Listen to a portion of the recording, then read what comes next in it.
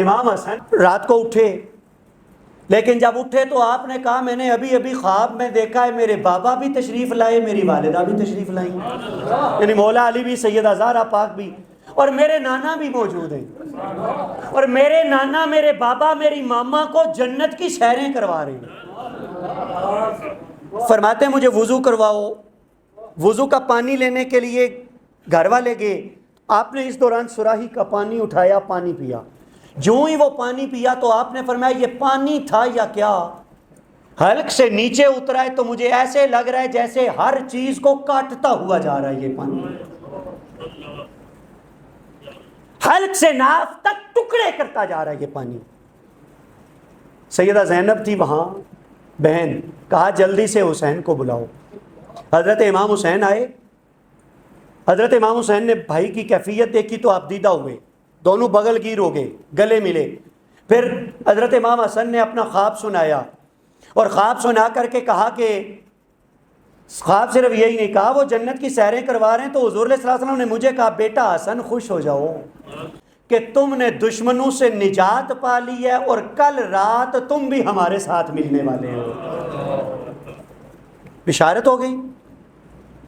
کہتے ہیں میں بیدار ہوا، پیاس شدید تھی، میں نے پانی پیا اور بتایا امام حسین کو، امام حسن بتا رہے کہ پانی نے یہ کام کیا۔ حضرت امام علی مقام نے کوزہ اٹھایا، کہا کہ بند تو اوپر سے یہ اسی طرح ہے، یعنی کس چالاکی کا مظاہرہ کیا گیا، بند اسی طرح ہے، پھر یہ کیا میں پانی چکھتا ہوں۔ تو امام حسن پاک نے روکا، اور رو کے وہ سرائی لی اور زمین پر پھینکی۔ کہا جاتا ہے کہ جب وہ پانی زمین پر گرا تو پکا فرش تو نہیں تھا، ظاہر ہے وہ مٹی والا فرش، تو کہا جہاں وہ پانی گرا وہاں سے زمین شک ہو گئی، زمین میں دراڑیں پڑ گئی، اس قدر خطرناک وہ زہر۔ اب یقین ہو گیا۔ امام حسین پاک اس کیفیت میں پوچھتے ہیں بھائی جان آپ بتائیں زہر کس نے دیا؟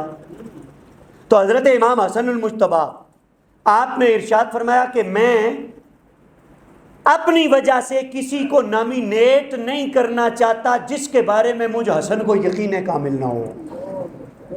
اس حالت میں بھی آپ نے احتیاط کا مظاہرہ فرمایا۔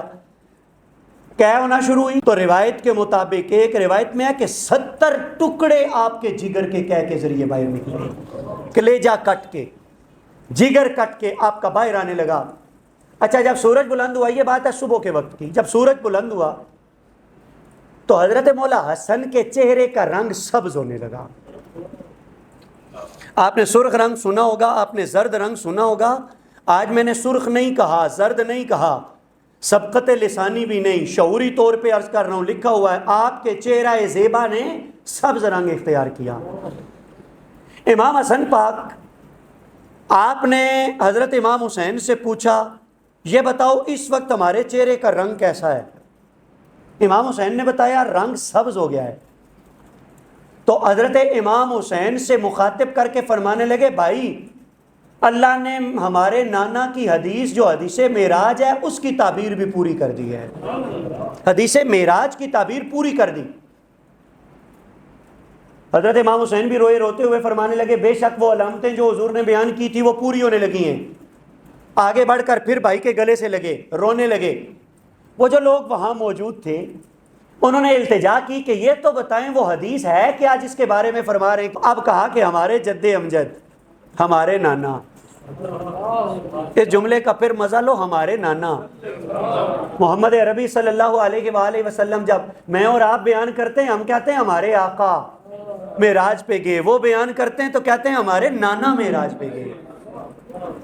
پھر تم ترازو لے کے تولنے لگ گئے، کہا ہمارے نانا۔ سرکار مدینہ صلی اللہ علیہ وآلہ وسلم نے فرمایا تھا کہ جب میں معراج کی شب گیا، جنت کی سیر کی، تو مجھے جنت کے 2 محل دکھائے گئے۔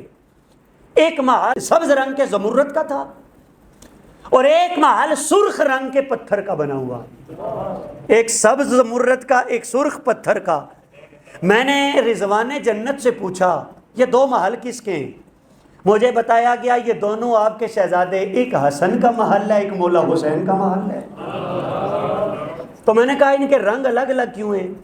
تو کہتے رضوان جنت کچھ نہ بولا، اس نے گردن جھکا لی۔ تو کہتے جبریل امین آگے بڑھے اور کہا کہ یا رسول اللہ یہ ہچکچا رہے ہیں، یہ نہیں بتا رہے، میں عرض کرتا ہوں اور پھر جبریل امین نے رسول کریم علیہ الصلوۃ والسلام کی خدمت میں عرض کی کہ یا رسول اللہ یہ جو سبز زمرد کا بنا ہوا محل ہے یہ آپ کے بڑے شہزادے مولا حسن کا محل ہے، اس لیے کہ انہیں زہر دیا جائے گا اور اس زہر کی وجہ سے آخری وقت میں ان کے چہرے کا رنگ سبز ہو جائے گا۔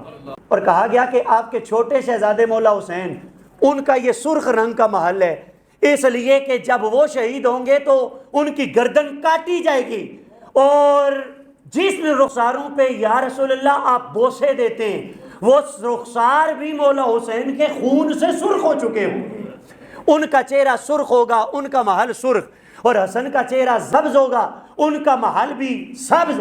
حضرت مولا حسن المجتبیٰ آپ نے فرمایا کہ اگر رنگ سبز ہو گیا ہے تو اس کا مطلب یہ کہ میرے شہید ہونے کا وقت آ گیا۔